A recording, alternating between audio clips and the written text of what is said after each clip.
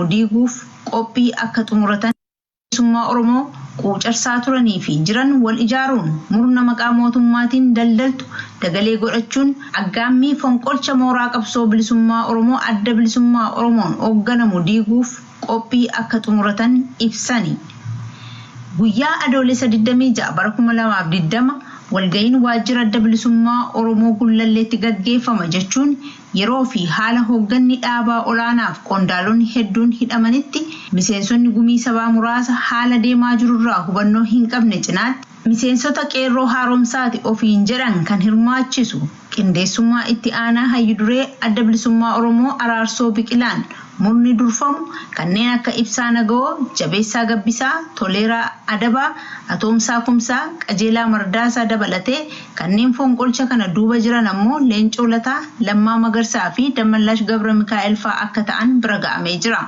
Dhimmuma kana qulqulleeffachuuf itti aanaa hayyuduree adda bilisummaa Oromoo obbo Araarsoo Biqilaa gaaffii gaafatamaniin haalli amma deemaa jiru kun maal isinitti fakkaata yeroo jedhaman obbo Araarsoon kan jedhan eeyyee sirriidha haala keessa jirru wal qabatee walga'ii gumii sabaa gaggeeffachuuf hayyuduree adda bilisummaa Oromoo Jaaldaawwan Ibsaa gaafannaan ani manatti na ugguranii jiru bahuu hin danda'u gaggeeffadhaa nuun jedhani. Ammas dhugummaa deebii obbo Araarsoo Biqilaa kana qulqulleeffachuuf Jaaldaawwan Ibsaa yeroo gaafataman wanti beekamu tokkoyyuu akka hin jirre bira ga'amee jira. Akkuma beekamu Jaaldaawwan Ibsaa torban tokko oliif sababa tokko malee miseensota dhaabaa mana isaanii jiran waliin ugguramanii jiru. Bakki jireenya isaanii keessaan waardiyoota mootummaan kan eegamu yeroo ta'u alaan ammoo poolisii federaalaan eegamu. Gama biraatiin bilbilli harkaa Jaaldaawwan Ibsaa kan jalaa cufame yeroo ta'u bilbila quunnamtiif itti dhimma ba'an hunda irraa cufanii jiraachuus maddeen keenya ibsaniiru. Haala kana keessatti walga'ii gumii sabaa jechuun bakka hayyudureen adda bilisummaa Oromoo hin jirretti fonqolcha dhaabaa gama mootummaatiin qindaa'e gaggeessuuf akka deeman hubatamee jira. Akka kanaan hubannoo dogoggoraa ta'e facaasuun golee Oromiyaa hedduurraa walga'ii kanarraa qooda fudhachuuf namoonni hedduun dhufanii naannoo waajjira adda bilisummaa Oromoo Gullalleetti gaafa Adoolessa 25 bara 2020 argamanii jiru. Isaan keessaa miseensota gumii sabaa kan hin taane mooraa waajjira adda bilisummaa Oromoo Gullallee seenanii walga'ii gabaabaa kan beekamtii hooggansa adda bilisummaa Oromoo hin qabne akka gaggeessan maddi oduu waajjira Gullallee ifa godheera. Walga'iin kun gaafa Adoolessa 26 bara 2020 akka itti fufu beellamaan kan adda bahame yeroo ta'u walga'ii kana irratti miidiyaaleen mootummaa akka argamanii fi waan addi bilisummaa Oromoo hooggana haaraa filatee fi haala yeroo irratti ibsa kenne fakkeessuuf karoorfamee akka jirus hubatamee jira. Waan ta'eef shira qabsoo bilisummaa Oromoo fi mooraa qabsoo bilisummaa Oromoo adda bilisummaa Oromoon hoogganamu irratti gaggeeffamaa jiru kana uummanni Oromoo keessaaf ala jiru hubachuun jaarmiyaa isaa adda bilisummaa Oromoo dhabamarraa akka tiksu sabboontonni Oromoo dhaamanii jiru. Shirri gaggeeffamaa jiru akka hin milkoofne isin beeksisuus barbaanna jedhan. Mooraan qabsoo bilisummaa Oromoo dhiigaa fi lafee gootota hedduutiin ijaaramee as ga'e diinaa fi lukkee diinaan akka hin diigamne sabboontonni qarreen qeerroon Oromoo fi uummanni Oromoo bal'aan tiksuu qaba jedhan. Shirri qabsoo bilisummaa Oromoo fi hoogganoota mooraa qabsoo bilisummaa Oromoo irratti shiramu kamuu qabsaa'ota kaayyootiin fashala. Kanaaf kan sa'a abbaan gaafa cabse alagaan ija balleessa jenneef jechuun dhaamsa isaanii goolabu. Kaanfamoo hayyuduree adda bilisummaa Oromoo Jaaldaawwan Ibsaa ilaalchisuun dhaamsa hatattamaa Finfinneerraa raadiyoo Arraata biyyoolessa Oromiyaa dhaqqabe. Sa'a abbaan gaafa cabse alagaan ija balleessa. Shirri qabsoo bilisummaa Oromoo fi hooggana mooraa qabsoo bilisummaa Oromoo irratti shiramu kamuu qabsaa'ota kaayyootiin fashala. Shira shirtoonni qabsoo bilisummaa Oromoo quucarsaa turanii fi jiran wal ijaaruun murna maqaa mootummaatiin daldaltu dagalee godhachuun aggaammii fonqolcha mooraa qabsoo bilisummaa Oromoo adda bilisummaa Oromoon hoogganamu diiguuf qophii akka xumuratan ibsani. Guyyaa Adoolessa 26 bara 2020 walga'iin waajjira adda bilisummaa Oromoo Gullalleetti gaggeeffama jechuun yeroo fi haala hoogganni dhaabaa olaanaaf qondaalonni hedduun hidhamanitti miseensonni gumii sabaa muraasa haala deemaa jirurraa hubannoo hin qabne cinaatti miseensota qeerroo haaromsaati ofiin jedhan kan hirmaachisu qindeessummaa itti aanaa hayyuduree adda bilisummaa Oromoo Araarsoo Biqilaan murni durfamu kanneen akka Ibsaa Nagoo, Jabeessaa Gabbisaa, Toleeraa Adabaa, Atoomsaa Kumsaa, Qajeelaa Mardaasaa dabalatee kanneen fonqolcha kana duuba jiran ammoo Leencoo Lataa, Lammaa Magarsaa fi Dammallaash Gabra Mikaa'el fa'aa akka ta'an bira ga'amee jira. Dhimmuma kana qulqulleeffachuuf itti aanaa Hayyuu Duree Adda Bilisummaa Oromoo obbo Araarsoo Biqilaa gaaffii gaafatamaniin haalli amma deemaa jiru kun maal isinitti fakkaata yeroo jedhaman obbo Araarsoon kan jedhan eeyyee sirriidha haala keessa jirru wal qabatee walgahii gumii sabaa gaggeeffachuuf Hayyuu Duree Adda Bilisummaa Oromoo Jaal Daawud Ibsaa gaafannaan ani manatti na ugguranii jiru bahuu hin danda'u gaggeeffadhaa nuun jedhani. Ammas dhugummaa deebii obbo Araarsoo Biqilaa kana qulqulleeffachuuf Jaal Daawud Ibsaa yeroo gaafataman wanti beekamu tokkoyyuu akka hin jirre bira ga'amee jira. Akkuma beekamu Jaal Daawud Ibsaa torban tokko oliif sababa tokkoon malee miseensota dhaabaa mana isaanii jiran waliin ugguramanii jiru. Bakki jireenya isaanii keessaan waardiyoota mootummaan kan eegamu yeroo ta'u alaan ammoo poolisii federaalaan eegamu. Gama biraatiin bilbilli harkaa Jaal Daawud Ibsaa kan jalaa cufame yeroo ta'u bilbila quunnamtiif itti dhimma ba'an hunda irraa cufanii jiraachuus maddeen keenya ibsaniiru. Haala kana keessatti walgahii gumii sabaa jechuun bakka Hayyuu Dureen Adda Bilisummaa Oromoo hin jirretti fonqolcha dhaabaa gama mootummaatiin qindaa'e gaggeessuuf akka deeman hubatamee jira.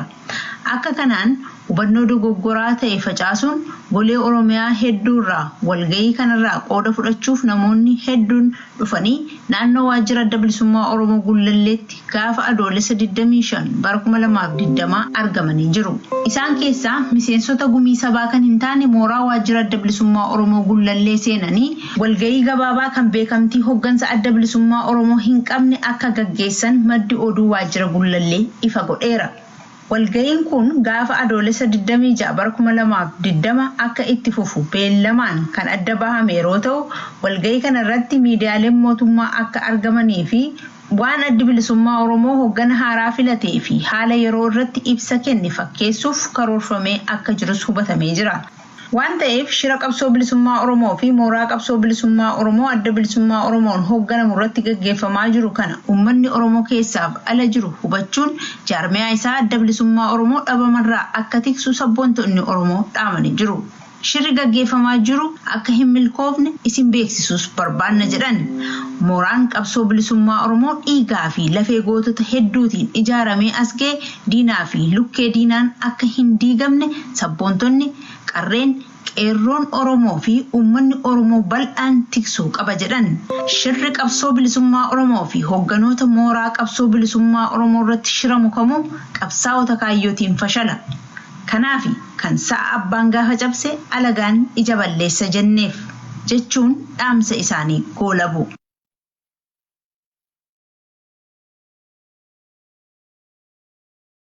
Kaanfamoo Hayyuu Duree Adda Bilisummaa Oromoo Jaal Daawud Ibsaa ilaalchisuun dhaamsa hatattamaa Finfinneerraa raadiyoo Arraata Biyyoolessa Oromiyaa dhaqqabe. Sa'a abbaan gaafa cabse alagaan ija balleessa. Shirri qabsoo bilisummaa Oromoo fi hooggana mooraa qabsoo bilisummaa Oromoo irratti shiramu kamuu qabsaa'ota kaayyootiin fashala. Shira shirtoonni qabsoo bilisummaa Oromoo quucarsaa turanii fi jiran wal ijaaruun murna maqaa mootummaatiin daldaltu dagalee godhachuun aggaammii fonqolcha mooraa qabsoo bilisummaa Oromoo Adda Bilisummaa Oromoon hoogganamu diiguuf qophii akka xumuratan ibsani.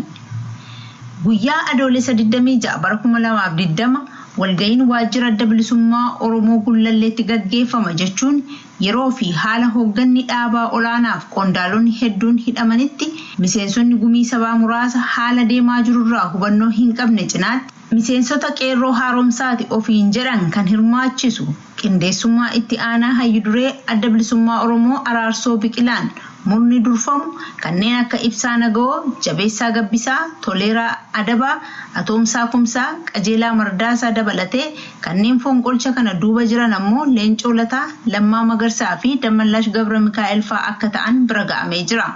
Dhimmuma kana qulqulleeffachuuf itti aanaa Hayyuu Duree Adda Bilisummaa Oromoo obbo Araarsoo Biqilaa gaaffii gaafatamaniin haalli amma deemaa jiru kun maal isinitti fakkaata yeroo jedhaman obbo Araarsoon kan jedhan eeyyee sirriidha haala keessa jirru wal qabatee walgahii gumii sabaa gaggeeffachuuf Hayyuu Duree Adda Bilisummaa Oromoo Jaal Daawud Ibsaa gaafannaan ani manatti na ugguranii jiru bahuu hin danda'u gaggeeffadhaa nuun jedhani.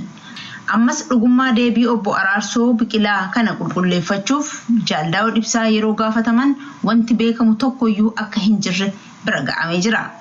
Akkuma beekamu Jaal Daawud Ibsaa torban tokko oliif sababa tokko malee miseensota dhaabaa mana isaanii jiran waliin ugguramanii jiru.